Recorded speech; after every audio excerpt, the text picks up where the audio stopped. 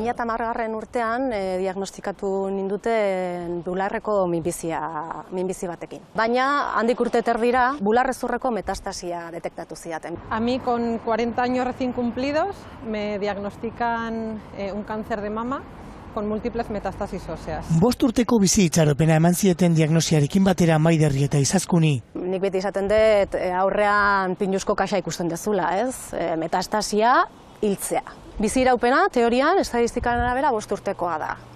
Baina, bueno, hementxe gaude estadistikak hausteko, nik 10 urte damazkit metastasiarekin, eta 10 urte gainean bizikalitate onakin.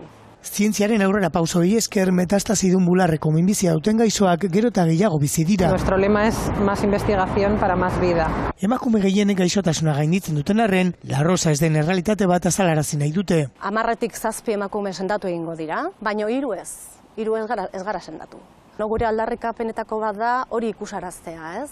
Eta gogorra da, ez, hori jendeari adieraztea, baina errealitate da, eta ezin da izkutatu. Maria Muñoz Biodonostiako ikerlaria da.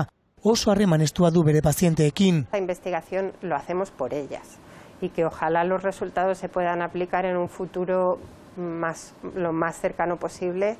Oraindik ez da sendagairik metastasidun bularreko minbizirako, baina laborategi honetan oso baikor ari dira lanean. Ikerketa nahiko puntu aurreratuan dago, etorkizunen datozen tratamendu berriekin lortuko degula pazienteen biziraupena luzatzea eta bizi denbora erosoago izatea.